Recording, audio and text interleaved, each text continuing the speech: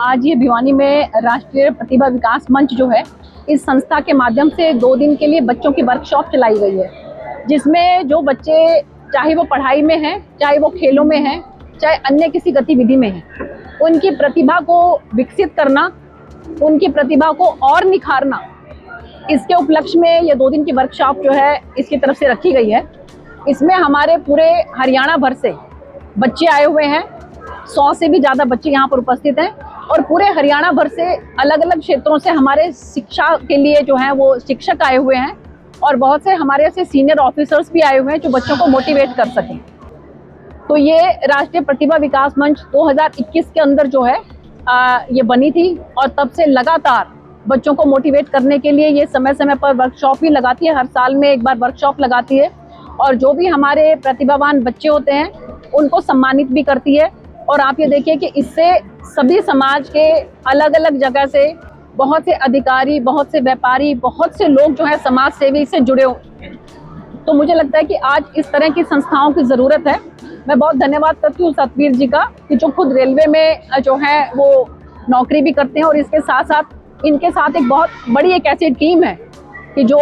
इन बच्चों को मोटिवेट करने के लिए समय समय पर इस तरह के कार्यक्रम जो है वो करती रहती है। और पटौदी से हमारे चेयरमैन परवीन जी ये भी स्पेशल इस काम के लिए यहाँ पर आए हैं और बहुत दूर दूर से पूरे हरियाणा भर से, बल्कि हरियाणा के बाहर से भी जो समाज सेवी हैं जो चाहते हैं कि बच्चों को हम मोटिवेट करें, क्योंकि आपको मालूम ही है कि बच्चे अगर कोई ना कोई अचीव कर लेते हैं, कोई मंजिल पा लेते हैं, तब तो उसको सम्मानित करने के लिए सब आ जाते हैं, लेकिन बच्चों की वो जर्नी जो है उसमें उनकी मदद करने के लिए बहुत कम लोग आ पाते हैं। तो हमारी इस संस्था की कोशिश ये है कि बच्चों की जो वो जर्नी है उस जर्नी में हम उनके मददगार साबित हों,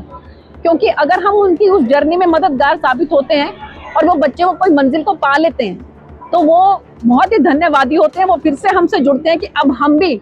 और आगे बच्चों को मोटिवेट करने के लिए आपकी संस्था के साथ जुड़ेंगे। हम देखते हैं जो महिलाओं के लिए आप इस प्रकार से देश भर में लागू हुआ, उसको आप कैसे देखते हैं? आप महिला सांसद को कैसे देखते हैं? देखिए, मेरा परम सौभाग्य है कि 17वीं लोकसभा के अंदर जब ये नारी वंदन अधिनियम जो बिल ये आया था तो उसमें भारतीय जनता पार्टी की तरफ से सबसे पहली महिला मैं ही थी उसमें बोलने वाली। और मैं बहुत धन्यवाद करती हूँ हमारे संगठन का, माननीय प्रधानमंत्री नरेंद्र मोदी जी का, कि जिन्होंने ये महिलाओं को मौका दिया है। और अभी 16, 17, 18 3 दिन के लिए स्पेशल सेशन जो है वो बुलाया जा रहा है। उस सेशन के अंदर जो इसमें और अमेंडमेंट की जाएंगी, पहले जो किसी तरह के विपक्षी लोग जो भ्रांतियां फैला रहे थे कि 2029 के अंदर ये लागू हो पाएगा कि नहीं लागू हो पाएगा, तो इस चीज़ को क्लियर करने के लिए जो है ये स्पेशल सेशन बुलाया जा रहा है, जिसमें ये बिल्कुल साफ हो जाएगा, स्पष्ट हो जाएगा। माननीय प्रधानमंत्री जी ने भी अपने जो है वो सोशल मीडिया के माध्यम से सबको इस बात के बारे में अनुगत कराया है, उनको सबको बताया है कि 2029 के अंदर 33% जो रिजर्वेशन महिलाओं के लिए है वो लागू हो जाएगा। आपके माध्यम से सभी बहनों को, सभी महिलाओं को मैं इस बात के लिए बहुत बहुत बधाई और बहुत बहुत मुबारकबाद देना चाहती हूँ। कितना अहम मानते हैं महिलाओं के लिए? आज से आगे कितना सुधार होगा? देखिए, मुझे लगता है कि इसका बहुत जो है लाभ आगे मिलने वाला है, क्योंकि जो महिलाएं सक्षम हैं, जो महिलाएं समाज सेवा में कुछ करना चाहती हैं, वो इसमें बढ़ चढ़ कर हिस्सा लेंगी। और अभी भी आप ये देखिए कि चाहे हम अर्बन लोकल बॉडीज़ की बात करें,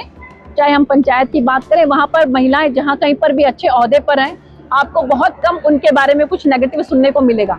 उनकी कोशिश रहती है कि जो पद उनको मिला है, जो जिम्मेवारी मिली है उनको उचित तरीके से उसका निर्वहन करें।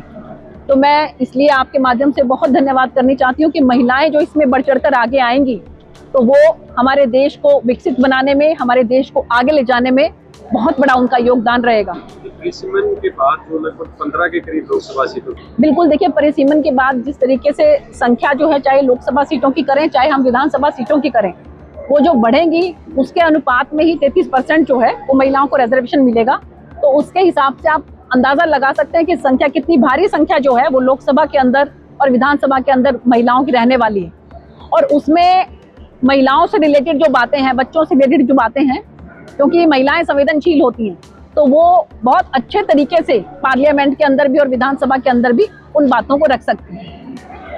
किसानों को दिख रहे हैं आज भी भिवानी में 2 जगह जो है किसान संगठनों के द्वारा प्रदर्शन किए जा रहे हैं। देखिए, ऐसा है कि कोई भी कानून वो इतना सख्त नहीं होना चाहिए कि उसकी बदौलत जो है हमारे किसान भाइयों को किसी भी तरह की कोई दिक्कत आए। अगर कहीं कोई दिक्कत इस तरह की आ रही है तो मैं माननीय मुख्यमंत्री जी से इसके बारे में बात करके हम कोशिश करेंगे कि अगर हम इसको किसी तरह से हम इसको हल्का कर सकें ताकि हमारे किसान भाइयों को दिक्कत ना आए। क्योंकि देखिए किसान हमारा अन्नदाता है, सरकार की कहीं से भी ये कोशिश नहीं रहती कि किसान भाइयों को किसी भी तरह की कोई उनको परेशानी हो। और इसीलिए आपने देखा होगा कि पूरे हिंदुस्तान के अंदर सबसे ज़्यादा अगर कोई एमएसपी दे रहे हैं तो वो हमारे हरियाणा के अंदर है, और सबसे ज़्यादा अगर किसानों का कोई हितैषी है तो हमारी भारतीय जनता पार्टी की सरकार है। किसान सम्मान निधि योजना जो है वो माननीय प्रधानमंत्री जी लेकर आए, और जिस तरीके से सीधा डीबीटी के माध्यम से हमारे किसान भाइयों के खातों के अंदर जो पैसा जाता है, तो आप इससे अंदाजा लगा सकते हैं कि हमारी सरकार जो है वो किसान हितैषी है। लेकिन कई बार कोई कानून ऐसे बनाने पड़ते हैं, कई बार कुछ नियम ऐसे बनाने पड़ते हैं कि जहां से पारदर्शिता जो है वो सुदृढ़ हो सके। तो ऐसी पारदर्शिता जो है उसको सुदृढ़ करने के लिए अगर कोई नियम ऐसे बनाए गए हैं, लेकिन फिर भी हम ये चाहते हैं कि हमारे किसान भाइयों को किसी भी तरह का कोई परेशानी ना हो, कोई दिक्कत ना हो। तो इसलिए माननीय मुख्यमंत्री जी से इसके बारे में हम बात करेंगे कि जहाँ जहाँ पर दिक्कत आ रही है उसका हम कैसे समाधान कर सकते हैं। एक दिन महिला आयोग के चेयरमैन जो है हरियाणा, उन्होंने मुख्यमंत्री जी को पत्र लिखा है, प्रधानमंत्री जी को। बिल्कुल, देखिए ऐसा है कि बहुत प्रभाव पड़ता है जब आप मीडिया में जिस भी तरह का आप देखते हैं, जिस तरह का साहित्य आप देखते हैं, उसी को ही अपने जीवन में आप उतार लेते हैं। तो ये बहुत सख्त ज़रूरत है कि वो लोग भी जो हैं इस चीज़ का ध्यान रखें कि वो क्या परोस रहे हैं। क्योंकि युवा पीढ़ी जो है वो अब जिस तरीके से इंटरनेट के माध्यम से, सोशल मीडिया के माध्यम से जितना ज़्यादा अब एक्सपोजर उसका हो रहा है, तो उसके हिसाब से बहुत ज़रूरत है कि हमें इस तरह का एक कल्चर रखना चाहिए कि जिसमें हमारे समाज के ऊपर उसका बुरा प्रभाव ना पड़े। तो मुझे लगता है हमें इस बात की तरफ ध्यान करना चाहिए, और जो भी हमारे भाई हैं अपनी प्रतिभा को दिखाना चाहते हैं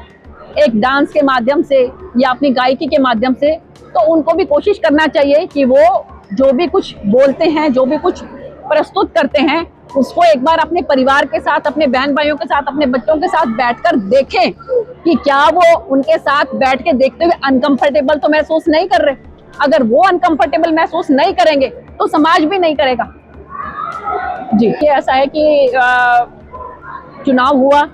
चुनाव के नतीजे सबके सामने हैं। उसके बाद आप चाहे उसको इस तरीके से कहें, चाहे उस तरीके से कहें, ये तो राजनीति करने की बात आ गई। क्योंकि सब जो राजनीतिक दल हैं वो कोशिश करते हैं राजनीतिक रोटियां सेकने की, लेकिन प्रॉपर चुनाव हुआ और चुनाव में जो है वो फैसला हुआ है, और हर किसी को चुनाव लड़ने का अधिकार। ऐसा है कि जहाँ तक मुझे ज्ञान है, और आपको भी पता होगा कि शायद जेजेपी का एक भी विधायक नहीं है पूरे हरियाणा में, एक भी नहीं है, नंबर एक बात। और नंबर दूसरी बात, जो उनके खुद के सुप्रीमो हैं उनका क्या हश्र हुआ।